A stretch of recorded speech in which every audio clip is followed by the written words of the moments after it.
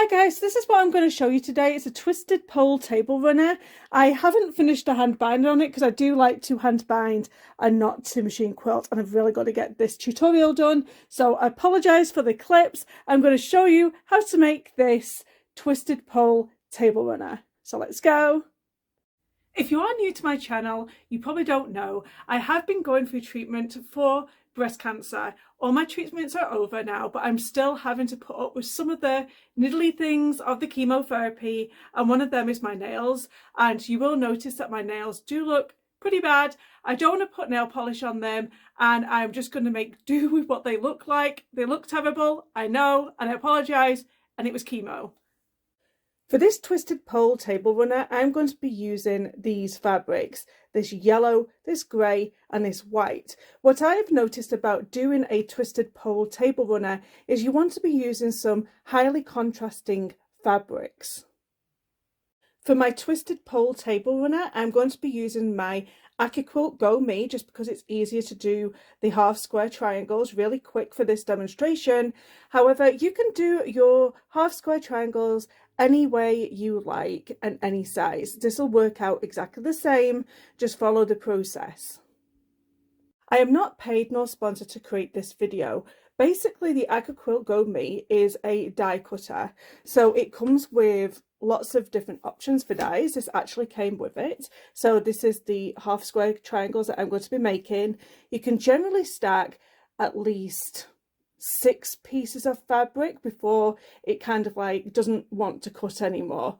But if you notice, if I squash this down, actually I can't really tell, but there's blades in between here that will cut the fabric, and basically you push this through with this mat on top and you turn it around and it will cut that fabric for you, making your quilting really easier. I mean, if you have another way of making half square triangles for this twisted pole table runner, please go ahead and do so. This is the method I'm going to be using today. For my yellow and grey pieces, I'm going to need 12 half square triangles. Now from one of these, it's going to make 2. On top of here, you put this protector over the top of it, and then you are going to just run it through your Go Me. I mean, I've only just done 2. Like I said, you can do 6 at a time. And then when you lift this up, put them all up with me, you can see how these have been cut. And you can get it in a way where it does it in very little waste. I prefer to time save. And then, like I said, you're going to get 2 half square triangles. So I'm going to go on and I'm going to do 12 of these. So now I have my 12 half square triangles for my twisted pole table runner. I'm going to work on my white and grey sections. For my white and grey, I am going to need 24 half square triangles. The first thing I'm going to do is sew up all of these half square triangles. So you basically have 2 sections like this if you are using the AccuQuilt like I am, and you're going to put one on top of the other, and then you're going to sew that at 1/4 of an inch. As you know, I use a baby lock Soprano, and in my top thread I'm going to have a regular polyester thread, regular polyester in my bobbin. I generally always use a 9014 Microtex needle in my needle, and also I'm just going to have it on a regular stitch length. These are all the settings on my baby lock Soprano, and I'm going to turn on my pivot key, which enables my presser foot to be able to move up and down every time I release my foot off my accelerator brake, which I love that feature. So we are going to chain piece all of these pieces together for this twisted pole table runner. What chain piecing means is that I'm not just going to stop at one section, so I'm going to go ahead and sew this one through.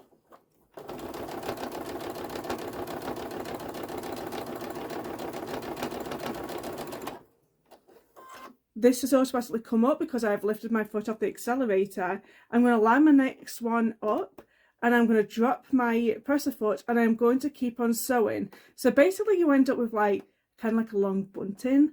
So you basically just want to keep sewing like this because it's a lot more efficient and a lot more faster to get them done. Here we go. And if it isn't pulling the fabric through in the next one and kind of like pushing that corner down, just consider changing your setting to the needle stopping in the up position rather than in the down position, because that's where you may be running into issues when you are doing your piece and you're continuing piecing.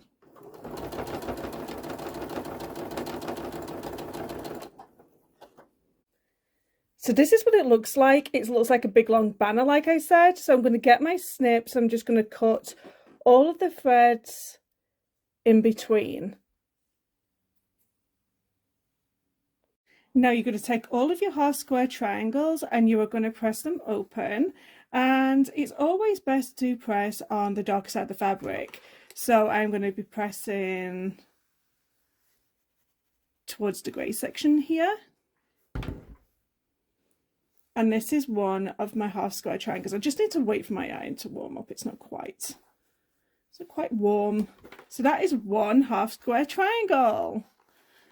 So I'm going to press every single triangle I've got and get ready to build my twisted pole table runner.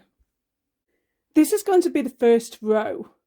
So this yellow and grey is going to be in the middle and then 2 white and greys at the other end. So I'm going to join these rows together by sewing this section here and then this section here. So we're going to go this way, joining them first. And just so you know, this square here is 3.5 inches. So it's going to be pretty small. And like I said, if you want to make it bigger, you're just going to make your half square triangles bigger for this twisted pole table runner. This is what your second row will look like. Now, in simple terms, this is basically what the block looks like. I am going to join these two together and show you. I find it easier to look at the block like this because basically it's these 6 squares make up the continuation of the twisted pole table runner.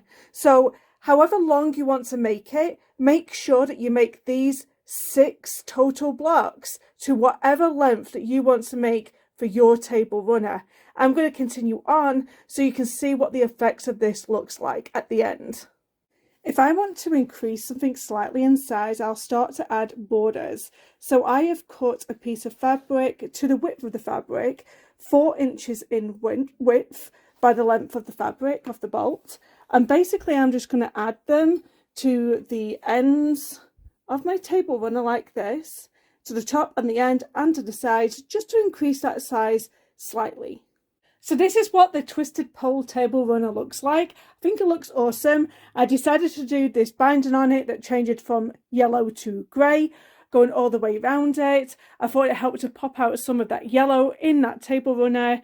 I hope you've enjoyed watching this twisted pole table runner tutorial. Don't forget to subscribe to my channel and thank you so much for watching.